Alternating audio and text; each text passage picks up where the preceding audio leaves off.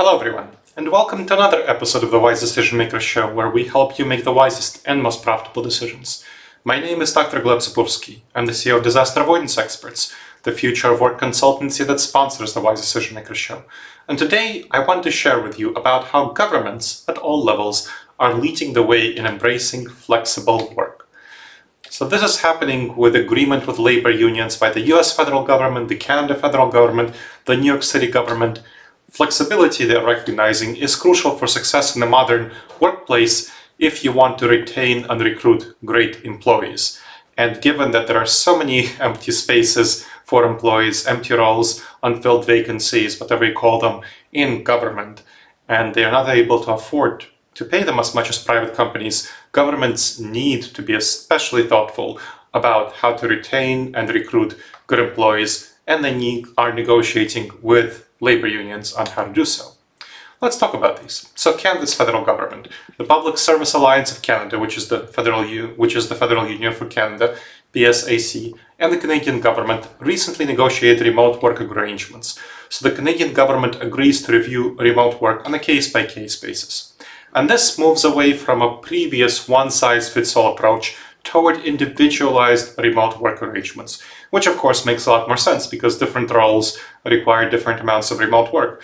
An accountant is going to work differently in the remote setting than someone who is in admin, or someone who is a programmer, or someone who is a social worker, whatever other roles you have in government, various reporting roles, bureaucrats.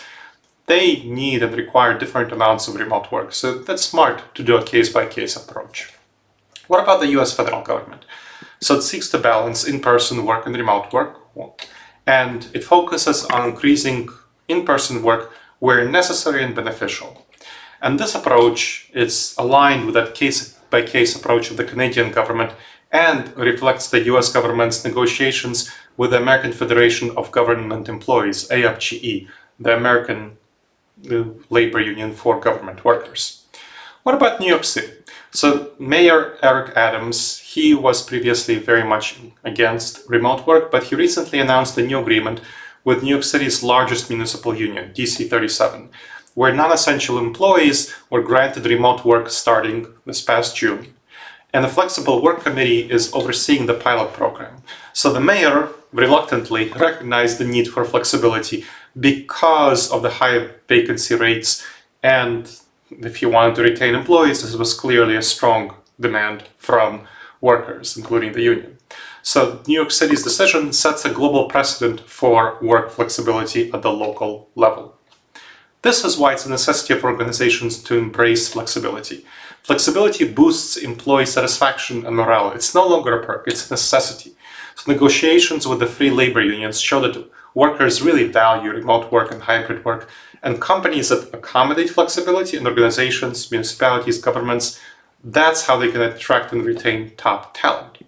And this is a catalyst for change for companies. The approach of these free governments to remote work is not the typical top-down, one-size-fits-all policy that companies like Starbucks, Amazon, Disney, Apple, and so many others are pursuing.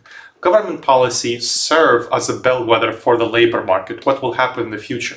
And companies really need to take a close look at these developments, because if government is doing this, if government is more progressive than companies, that's a bad sign for companies.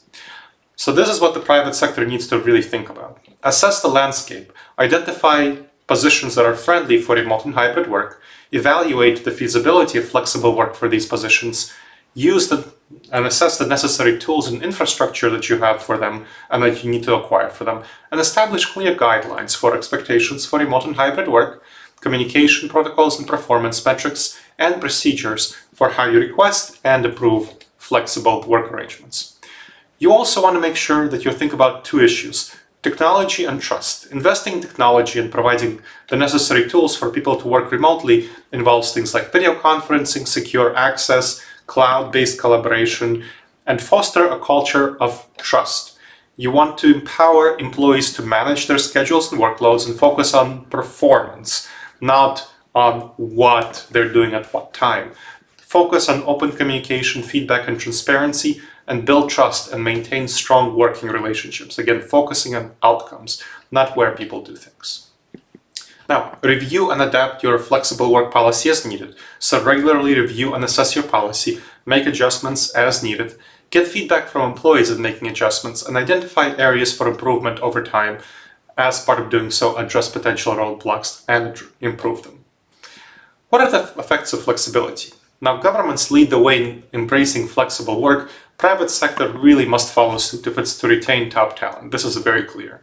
The benefits of flexibility include improved employee satisfaction, productivity, workplace inclusivity by including a lot of underrepresented groups who want a lot more flexibility than traditional white mainstream males, and flexible work policies enhance your internal operations and contribute to valuing work-life balance and well-being, which we very clearly see the pandemic has caused a lot more people to value work-life balance and well-being. There was a recent study by the Federal Reserve Bank of St. Louis which showed that people are voluntarily working less time, valuing work-life balance and well-being, and especially males, by the way, with college degrees. So if you want to attract these people who value work-life balance more, you better give them more flexibility.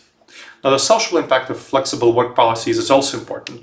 It benefits cities and local communities because it reduces traffic congestion, improves air quality, and decreases demand for office space, making cities more livable, more sustainable and resilient, creating a very nice urban environment. So flexible work policies can help address issues like gender inequality through more equal workforce participation. Alright everyone, I hope you enjoyed this episode of the Wise Decision Maker Show.